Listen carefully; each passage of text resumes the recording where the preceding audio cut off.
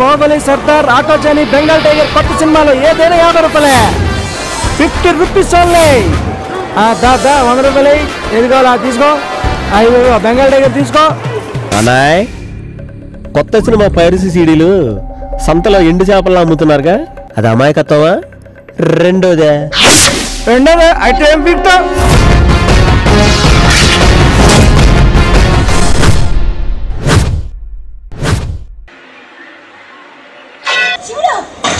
అమ్మో, బాహుబలి 2 కూడా ఇలానే చూపిస్తా. ఓకే,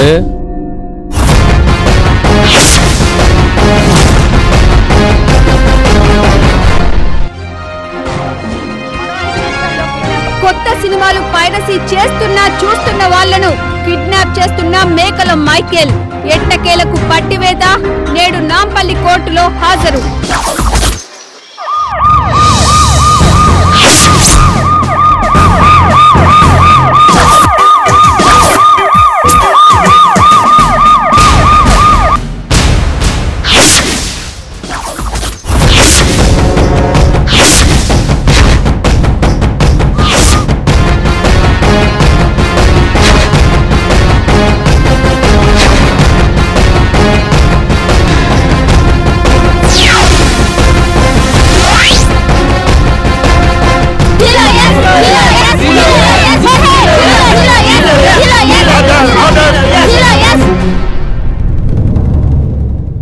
మీ పేరు?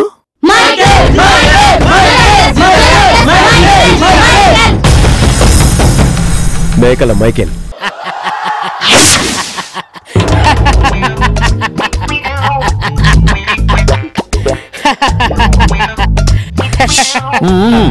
Sorry my lord. భగవద్గీత మీద ప్రమాణం చేయండి. సార్, నా ఆత్మసాక్షి ప్రమాణం చేసుకోవచ్చా? ఏంటీడు? పరలోకమునందున్న ప్రభువా,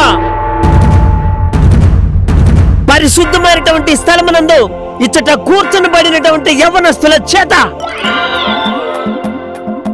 యవనస్తుల కొరకై హల్లెలూయా సత్యమును పలికించుడి, న్యాయమును గెలిపించుడి. చూడండి, ఈ నా యొక్క గుండెలో ఉన్నటువంటి సత్యమును బయటకు చెప్పుటకు, హల్లెలూయా నిర్భయముగా బయటకు చెప్పుటకు తగిన శక్తిని ప్రసాదించుడి. హల్లెలూయా హల్లెలూయా. రేయ్ ఆపరాని. హల్లెలూయా.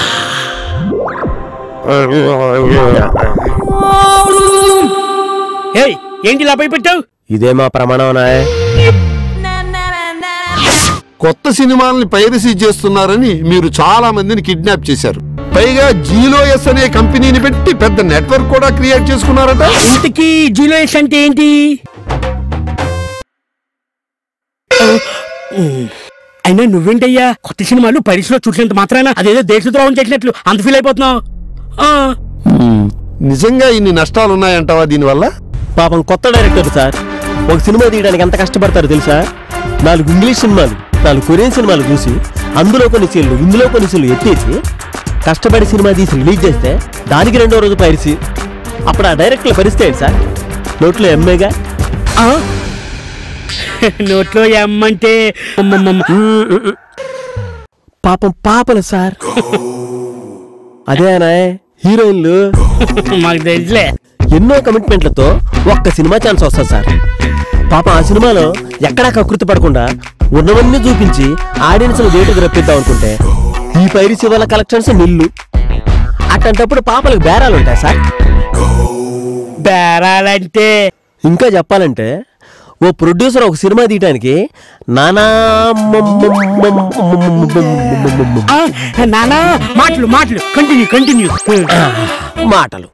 నానా మాటలు పడి ఒక సినిమా తీస్తే దానికి పైరసీ వచ్చి వ్యాపారం బొక్క. బొక్క అంటే లాసనేగా. అనాయ్, నువ్వు గాని బ్రదర్ అనిల్ కుమార్ దగ్గరికి వెళ్తే బీభత్సమైన ట్రాన్స్లేటర్ అవుతావు అనాయ్.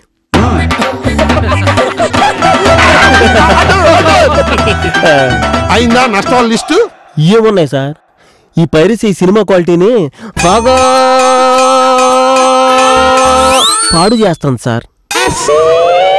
అంతెందుకు సార్, మొన్నటికి మొన్న మా పక్కింటి ఆంటీ ఈగ సినిమా పైరసీలో చూసి దోమ సినిమా చాలా బాగుందన్నా సార్. అది విన్నే నోటితో నవ్వలేకపోయాను. అయినా ఇన్ని నష్టాలు వస్తున్నప్పుడు సినిమాలు తీయడం ఎందుకు? ఇంకేదైనా వ్యాపారం చేసుకోవచ్చుగా. ఒక మనిషి దొంగతనం చేయకుండా తన కష్టార్జితంతోనే బతకాలనుకుంటాడు. వ్యభిచారితో కాకుండా తన పెళ్లంతోనే సంసారం చేయాలనుకుంటాడు. మరి సినిమా ఎందుకు సార్ దొంగల పైరసీ సీడీలో చూస్తాడు? సినిమా సార్ రిక్షా వాడి దగ్గర నుంచి రిచ్ మ్యాన్ దాకా అందరినీ ఎంటర్టైన్ చేసే ఏకైక సాధనం సార్ సినిమా.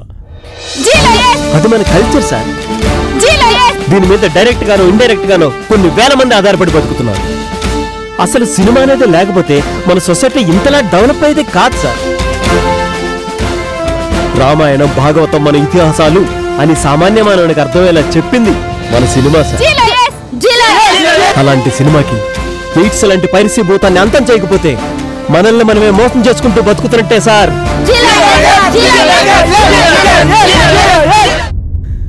మీరిప్పటిదాకా జిహాదీలను చూసుంటారు, మతం కోసం చచ్చిపోయాళ్ళు చూసుంటారు, ప్రాంతం కోసం చచ్చిపోయాళ్ళు చూసుంటారు, ప్రత్యేక హోదా కోసం చచ్చిపోయాళ్ళు చూసుంటారు.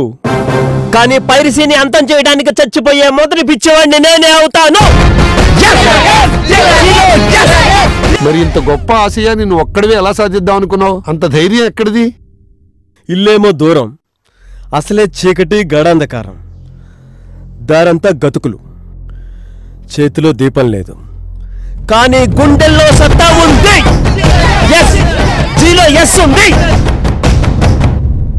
సినిమాని కాపాడుకోవాల్సింది సినిమా వాళ్ళు మాత్రమే కాదు సార్, దాన్ని ఎంజాయ్ చేస్తున్న ప్రతి ఒక్కరూ.